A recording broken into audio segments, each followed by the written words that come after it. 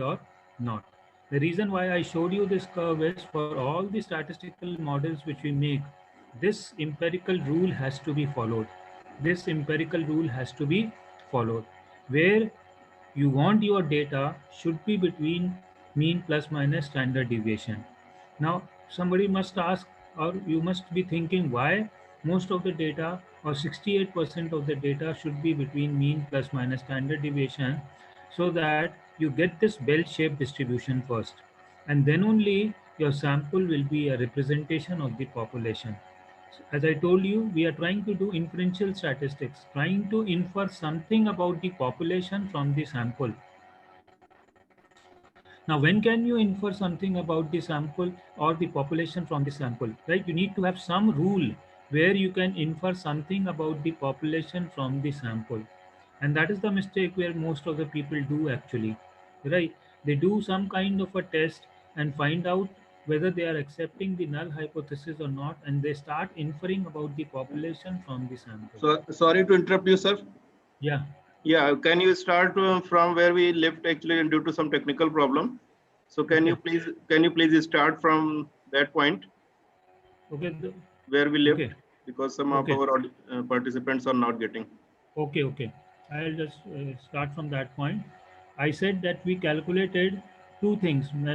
One is the measure of central tendency and the measure of dispersion. Measure of central tendency, we have mean, median, mode, and measure of dispersion, we have standard deviation and variance, interquartile range, and the range. Now, statistically, you collect some data.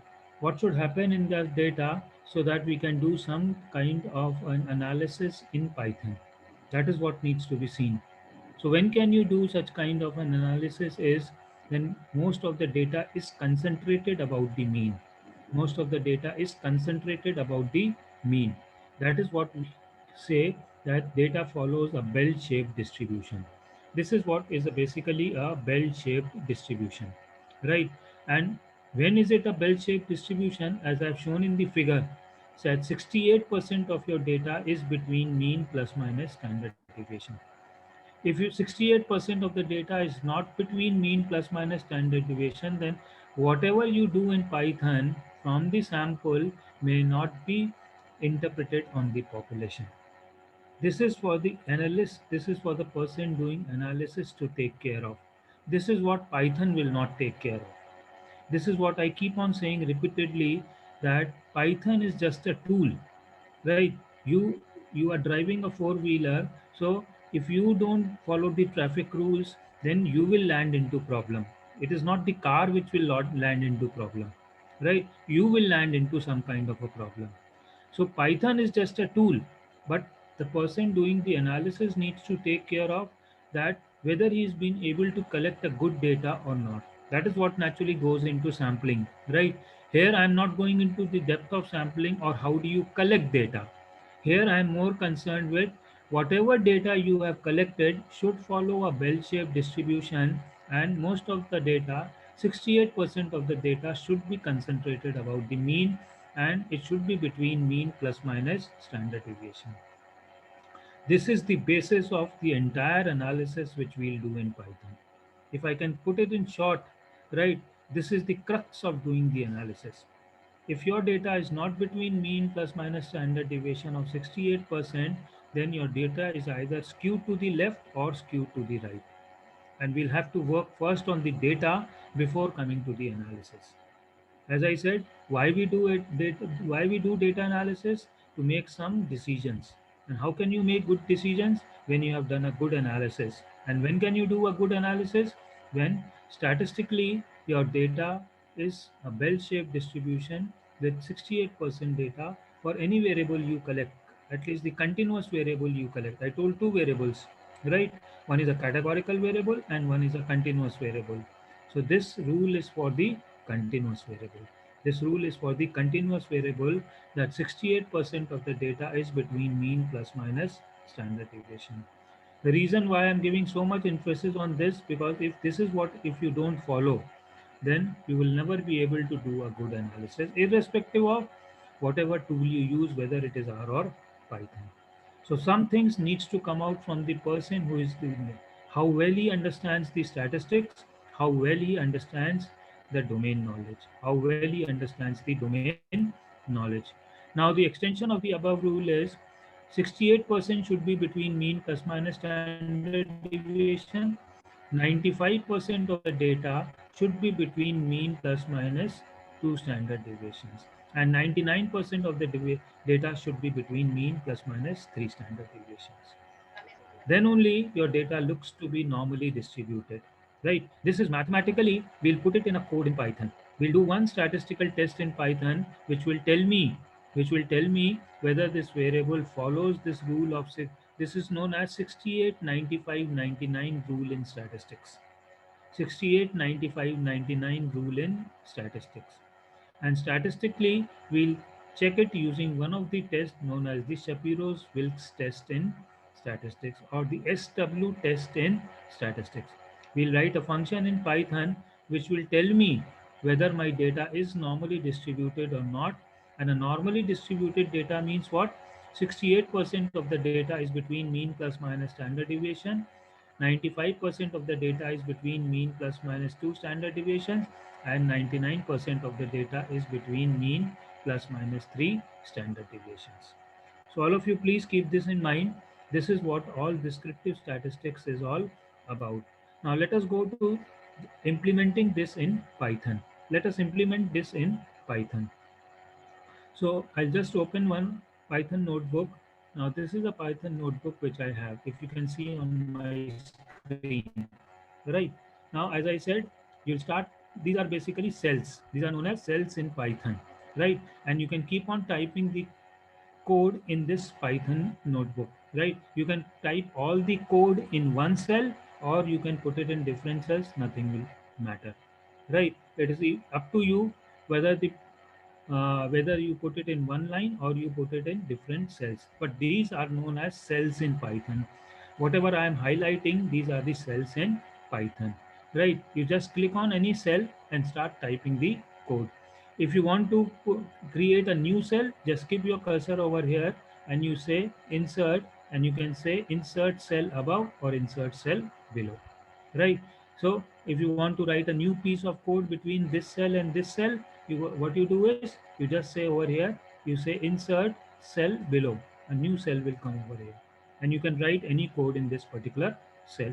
But whenever you run the code, the whole cell gets executed. So if I keep my cursor over here and run this piece of code, then all these 4 lines will be executed. Now, how do you run a piece of code? Very simple. You just put your cursor in any cell, right?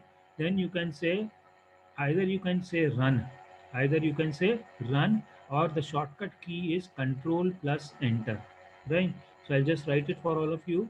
To run a cell, to run a code, to run a code inside a cell is Control plus, it is a combination of Control plus Enter. Control plus Enter. So you see, you will see that the code is running in that particular cell, right? Now I want to do some basic descriptive statistics, what I told you. So naturally I'll need 2 things. One is the data set on which I need to do on the analysis, and I'll have to import that data set into my Python notebook. So I have a data set empty cars.csv, empty cars.csv, right? And I can use this data set to do some kind of an analysis. Now let me tell you the steps which you will do in Python to do some kind of a descriptive statistics in the Jupyter notebook. The first thing we do is, I told you, everything in Python is in the form of functions.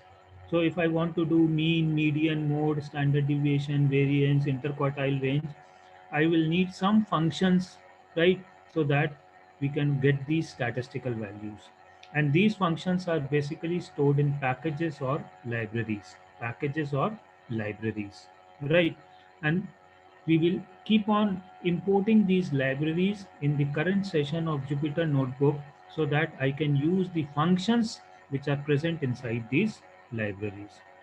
There are very powerful libraries in Jupyter Notebook which people use and which are very popular. Let me write down a name of a few libraries which we use or few packages in Python. Oh, maybe some of the packages you have heard of, right? The powerful packages are NumPy, right? Pandas, Matplot, lib, right? Cbon, right? Sorry, Cbon, right? And then OS, then stats models, then SciPy, right? These are the names of some of the popular packages in Python which we use, and all are used for some kind of a work. Like I like tell you, basically NumPy is for numerical work, numerical analysis. That is where this NumPy comes into picture, right? Like working on arrays and matrices.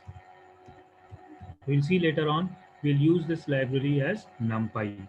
The second one is the Pandas, which is very important, which is working on data frames. Working on data frames. Later on, we'll discuss also what is a data frame. So we'll always use the Pandas package or the library. For any plots, we'll use this is for creating graphs. For creating graphs. So we'll see how to create graphs using Matplotlib library. Like you must have heard pie graph, histogram, right, heat map, all these can be created using Matplotlib. Then for creating dynamic graphs, there's a powerful library Cbon. So here you can create sophisticated, right? You can create dynamic plots. Dynamic plots. So we'll see the Cbon library also. Then this is OS is the library for working with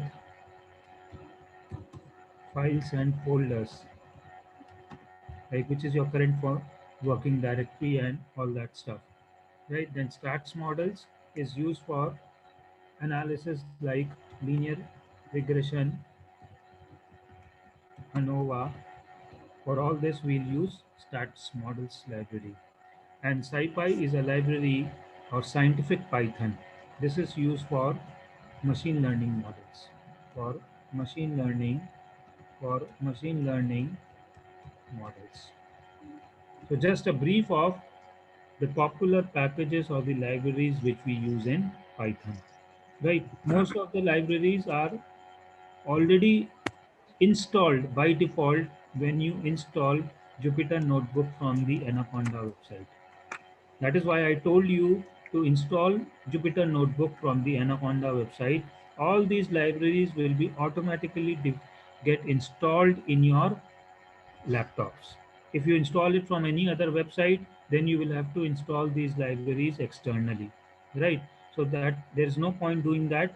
So the perfect way of installing Jupyter Notebook is from the Python or from the Anaconda website. And these are the names of the popular libraries. These are the names of the popular libraries which we'll be using from today till tomorrow and day after. Sometimes we'll use start models library when we want to create a linear regression model or try to do something on ANOVA. If I do some machine learning algorithm like factor analysis, cluster analysis, we'll be using the SciPy library. For creating beautiful graphs and dynamic charts, we can use Matplotlib and Cbon package. And for doing some kind working on a data frame, we'll be using Pandas. For doing some kind of a numerical analysis on arrays and matrices, we'll be using the library NumPy. We'll be using the library NumPy. Now, to begin with, when you start importing the the file in Python, we'll come across a word data frame. We'll come across a word data frame. Whether you work on R, since I work on R, I have a connect between both of them. Whether you work on R, whether you work on Python, the once you import a library into, once you import a data set into Python, it will be in the form of a data frame. It should be in the form of a data frame, right? Now let me show you this particular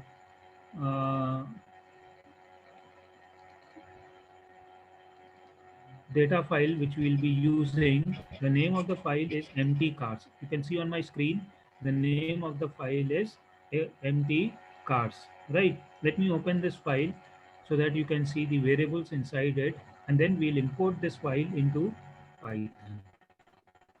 We'll import this file into Python. Now if you can see on my screen, this is a simple file which gets opened in an Excel spreadsheet. The first variable is the name of the model. And you can see on my screen Mazda, Datsun, Hornet, Duster. These are the names of the models. And then data has been collected on a few variables like MPG. MPG is the number of miles per gallon. Like since this file comes from the US, they don't use liter, they basically use gallons, right? So 1 gallon has approximately 3.5 liters. This is cylinder, this is displacement, horsepower. So this is the data which is collected on different variables, and we can do a number of analysis on this data set. Now the first thing in Python is to import this data set into Python so that we can do some kind of an analysis. Now once it comes into Python, then that is where it is known as a data frame. This is known as a data frame. Now what is a data frame? A data frame is a tabular representation. Is a tabular representation is a tabular representation of data, right? And what is a table? All of you must be knowing. A table is a combination of, it's a combination of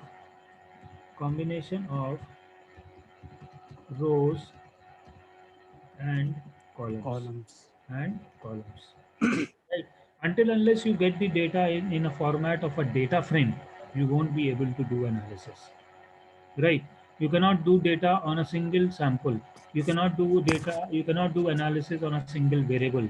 So number of variables combined with number of cases, that is what is known as a tabular data, and that is what is a data frame in Python.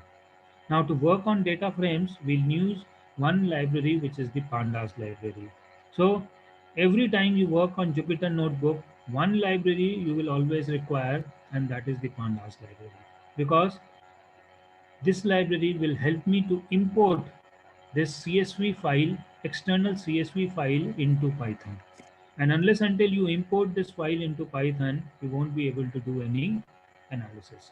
So now let us see how to import this file into Python and then get some information on the data which we have collected in this particular file. Because unless until you get some information about the data, you won't be able to work on that particular data. So the way to import or to load these uh, libraries in the current session of Jupyter, I use the command import. I use the command import. So I import four libraries. Import NumPy as NP, right? That means as NP means later on in my Jupyter notebook, I will refer to NumPy as NP because every time typing NumPy will be a little exhaustive. So import NumPy as NP, import Pandas as PD, import the for making some kind of a plot. I am importing the Matplot lib library as PLT, and for working on the files, I am importing the OS library. Now, once I have written this command, do remember this Python is case sensitive. So follow whatever I have written, right? And now to execute these commands, as I said, you will press what? Control Enter. Just see on my screen, I'll put this Control Enter and you will see an asterisk sign over here. This asterisk sign is doing what? That means this Jupyter notebook is now importing these libraries into my current session so that I can use these libraries. If it gives you some error, that means these libraries are not installed in your laptops. Installation of the libraries will happen only once, but every time you want to use these libraries, you will have to import it into the current session of R. Now, can you see, right? IN means the input, right? So, once it executes, it won't give any error, and that is the first piece of code you have executed. That is the first piece of code you have executed. So the sequence will keep on going on. Even if you run a code which is at the last, right, then it will write into. That will tell you that this is was the second piece of code that you executed in this Jupyter notebook. Now I'll need to import this file emptycars.csv into my pandas notebook. So I'll use this pandas function, which is I've imported it as PD, and I'll store this file here as a data frame in an object. It is known as an object oriented programming, and the name of the object is empty cars. You can give any name to the object. You can give any name to the object. The name I have given is empty cars. Right? Now look at the way I have imported it. Under pandas, there is a function read underscore CSV, read underscore CSV, and then you write the name of the file. But most important is where should this file be located in your laptop so that it is able to read it, right? So that is known as the current working directory of Python or the Jupyter notebook. Now, how do I get to know what is the current working directory in your laptop? Because everybody will have his own current working directory. So let me find out what is there in my laptop. I'll just insert a cell above, right? And to get the name of the current working directory, I'll use this OS. That is the reason why I have loaded this library. So I say OS dot get current working directory, os.get current working directory, and control and enter. Now can you see this is the name of my current working directory, right? The current working directory is under C drive. I have a ob, I have a object users. I have a folder users, and under folder users there is a folder user, and this is the path. Under user there is a folder DSBA and SMDM19 and then codes. So this empty cars.csv will be finally found from where it has it the Python will look, or the Jupyter notebook will look for this file in this codes folder, in this codes folder finally, right? So this is the path where your file must be located. If your file is not located in this particular folder, Jupyter notebook will not be able to read the file. Now let me read this file. I just select here and do control enter. Right now, if you can see line input 3, that means it has been able to locate this file because I have put this file under the codes folder. Right. So I have done three things up till now. One is I have imported the libraries into the current session of Python so that I can use these libraries. And why I'm using these libraries? Because I want to use the functions which are present in these libraries. And what are basically functions? Functions are basically small programs in which you give one input and it will do the entire calculation inside that function and give you a beautiful output. And give you a beautiful output. The library which I need in the current session are the NumPy library, the Pandas library, and the Matplot lib library, and the OS library. Using the OS library, I wanted to know what is my current working directory, right? And for that, I have used the function getCwd, get current working directory, which is located in the OS library. And this is the path which it showed me is for the current working directory. Now, the CSV file, I have put it in the codes folder, and then I read this file pd.read underscore CSV. Now I want to get some information about this particular file. What are the kind of variables which are there in this file? That is what I want to know, right? So let me insert one more cell, insert cell below, right? And Excuse me, sir. empty cars, empty cars dot. Now this is from where you start handling the data frame and try to get an idea about the variables which are present in this file. The name of the function is info. The name of the function is info. So empty cars dot info, and then you run this piece of code by pressing Control Enter. Now, can you see on my screen? I'm doing it live on your laptops, right? I did what? Empty cars dot info. Now, this is going to tell me lot many things which all of you should appreciate before you start doing analysis. First, it will show you the names of the variables on which the data is collected, like you had in that Excel file. Name, MPG, cylinder, displacement, horsepower, weight, right? All these variables have been there. So you can check whether the entire data set has been uh, imported or not. Then it will show you this which is written non-null. Non-null is very important. That means each of the variables doesn't have any missing value. It doesn't have any missing value, right? Your column doesn't have any missing value, right? If missing values is there, then naturally we'll have to see how to handle the missing value in Pandas. But the info command has told you that none of the variables has a missing value, right? Missing values also play a very important role in analysis. Sometimes the analysis doesn't run if a variable has a missing value. So the info command has told me first. I'll just share with you this file also, something which will be useful, right? Info command, yeah, info function tells first the name of the variables, name of variables in imported, right? It will happen many times the file is not getting imported. It's a very normal thing which happens in Python, right? So the name of the variables in imported file. Then we'll have to see why Pandas is not importing that particular file. So the first is what we get, the name of the variables. Then idea about idea about missing values. Idea about missing values in each variable. In each variable. This is the second information I get.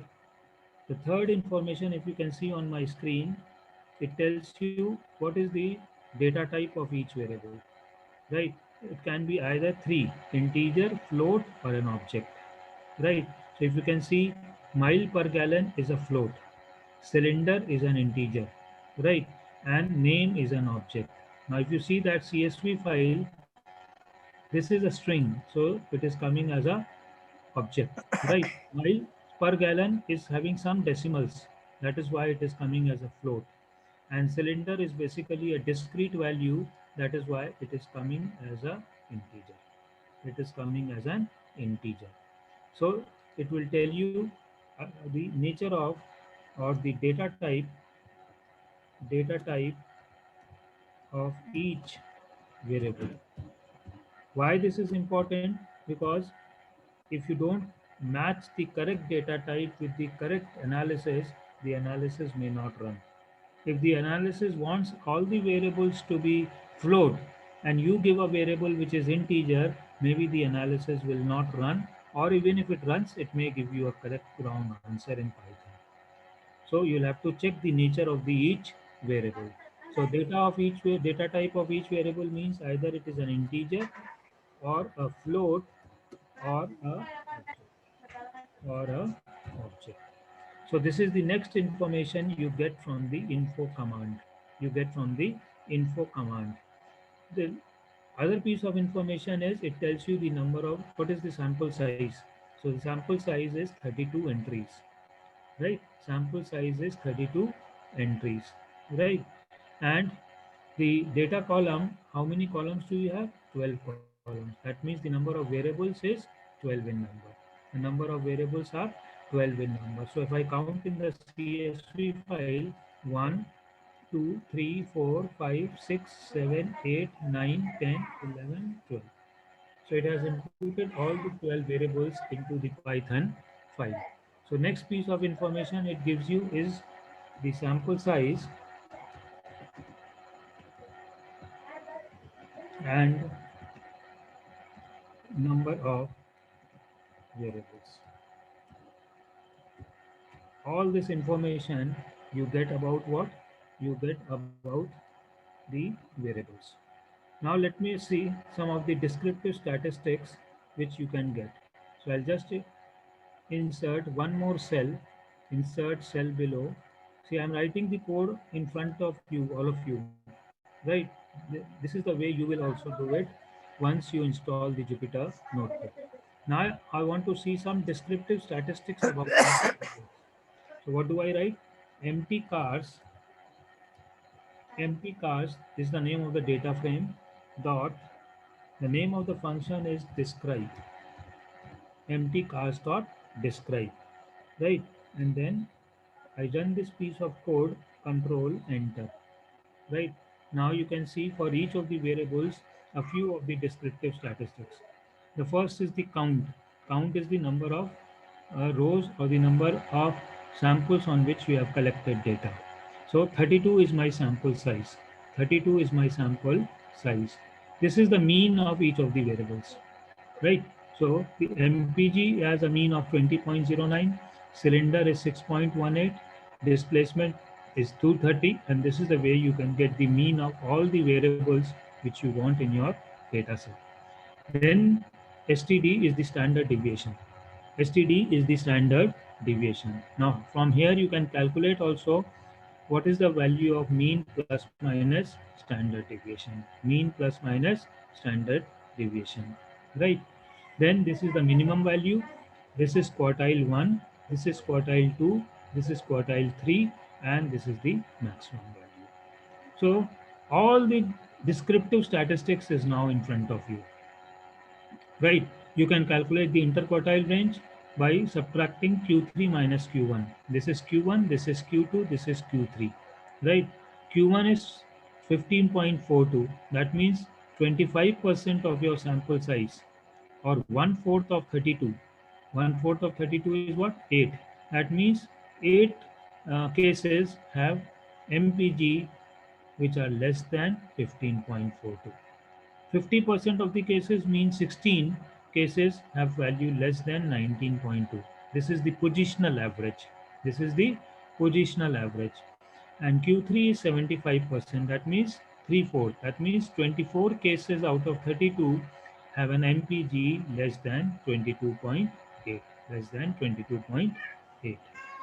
So this is the way you calculate the descriptive statistics. You calculate the descriptive. This is the descriptive statistics will be a base when we start testing the hypothesis tomorrow.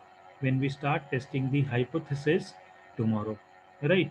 So one function gave you some information about the data frame, and that is the info function. Now, if you wanted the descriptive statistics to come into picture Online class. for each of the variables, then this is the describe function. This is what is known as the describe function, right? I have tried to find out those functions for all of you which you will need every day.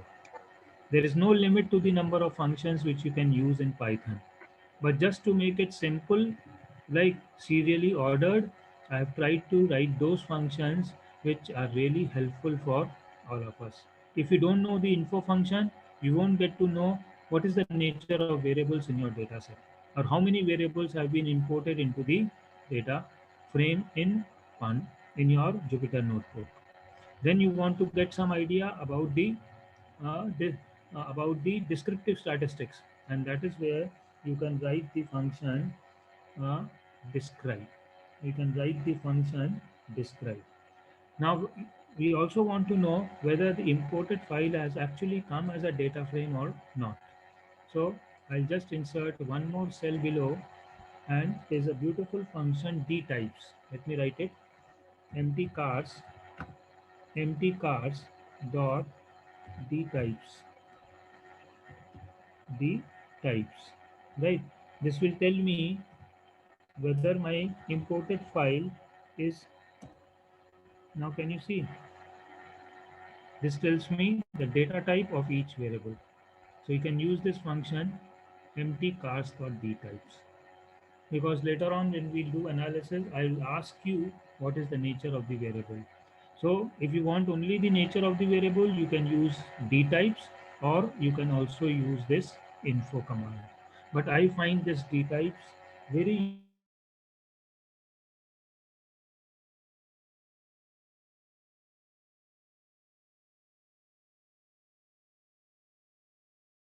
me whether it is a data frame or not, right?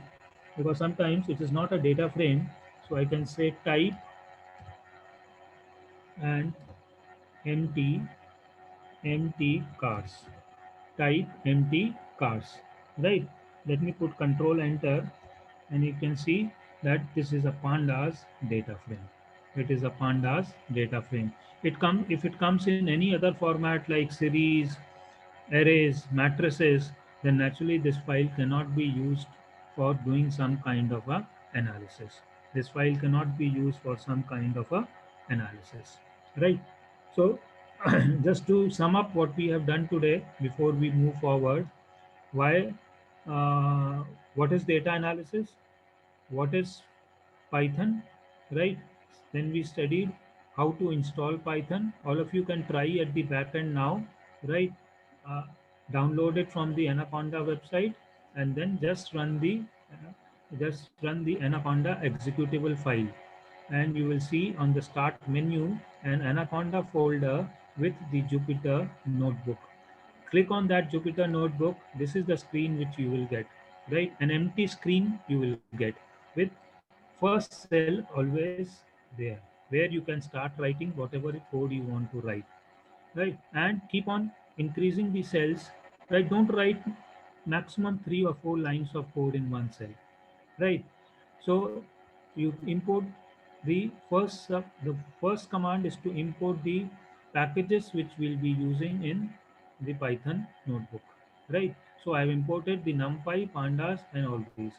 Now to get a new cell, you just say what? Insert cell below. A new blank cell will come, and then you start writing the code for the other thing.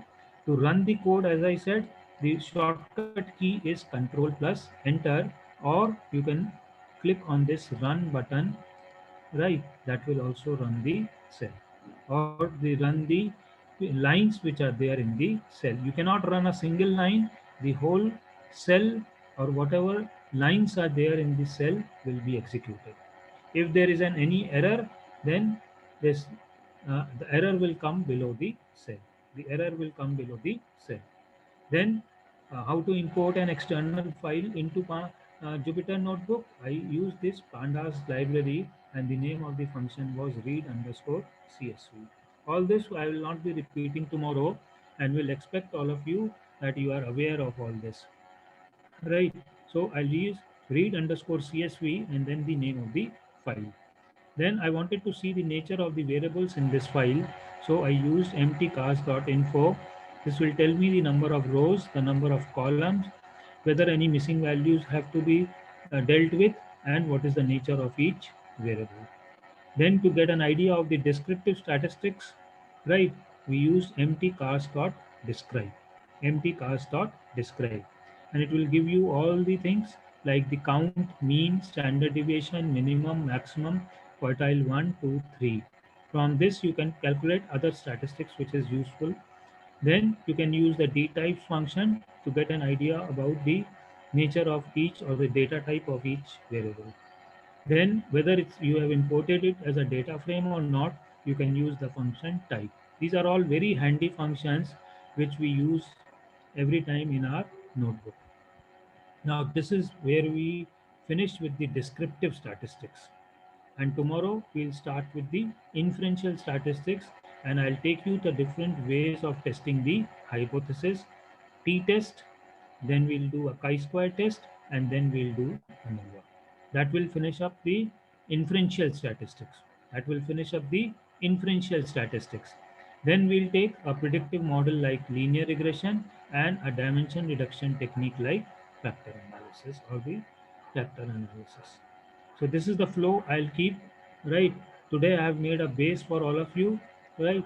And we tomorrow we'll start with the inferential statistics, cover the inferential statistics first, and then I'll show you the code now to write the code for a t-test, to write the code for ANOVA, to write the code for a chi-square test, and then under what assumptions each of the test works. Because writing the code in Python is not something which is important. More important is, as a person doing analysis, you'll have to understand when to use a t-test, when to use ANOVA, when to use a chi-square test. If you can take this from my session, then this will be something useful for all of you. So I'll discuss in detail. This is what I generally don't do for a academic setting, but since you intend to use Python, then Python is used by people who are more serious about their research. So you should know under what circumstances you can use a t-test, under what circumstances you can use ANOVA, and that is what we'll discuss. And then write the code in the Jupyter notebook so that we can find the values and then interpret our findings. Interpret our findings. So this is from my side for today. Anything anybody would like to ask, you are free to ask. Okay. So please stop sharing your screen. Okay. Okay. Thank you so much, sir, for your this wonderful session. Despite of such some technical disturbance, Hmm. our participants are very eager to learn from you, sir. And now the session is open for some queries. So if you have any queries, you can ask. Uh, Unmute yourself and ask the question.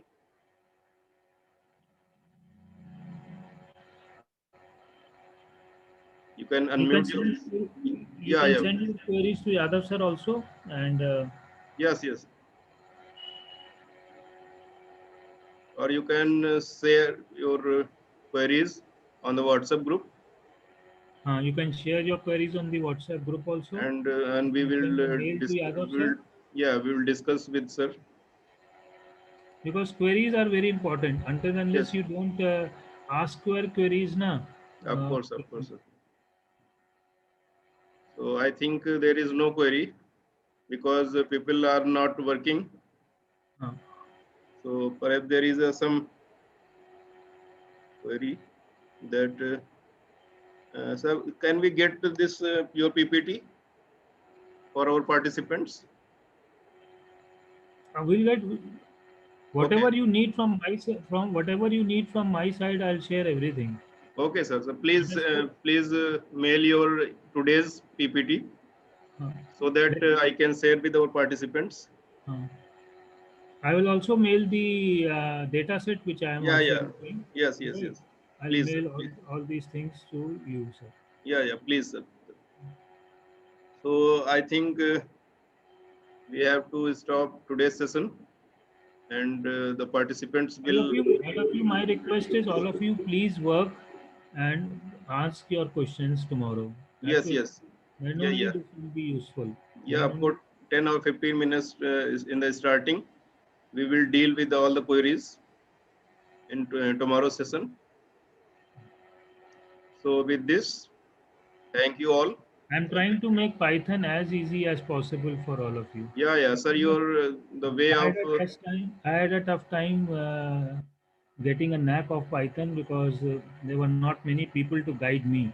But yes, yes, I'm of trying course. to make it as easy as possible for all of you so that you can start working on it. Yes, yes. Being a teacher and being a statistician, and I must say that your way of teaching is very easy because Python is a very technical kind Yeah, of thing. it's a very technical Yeah, yeah. application, and that is why. And I'm trying to stick to what you require, Yes, yes, sir. what these participants require, instead of trying to being too much theoretical or Yes, trying yes. to diverge from what we require. Yeah, yes. We are not So basically going more into the numerical Python. That is yes, what we yes, are not because interested in. that is based on the programming. That is Because, based on the programming, sir. yeah, yeah, Absolutely. because we need data analysis purpose. Yeah. So we will Basically, go only. Python, we need data analysis. Yes, So yes, I am sticking to that issue of data analysis. yes, yes. So thank you so much, sir, for your Okay. wonderful session. Tomorrow we will meet at 6 6 o'clock. p.m. Yeah. Please share Okay. your PPT, sir, by mail. I'll mail it to you, sir. Yeah, yeah. I'll mail it to you. Thank you so much, sir. Thank you all, and good night. Good night.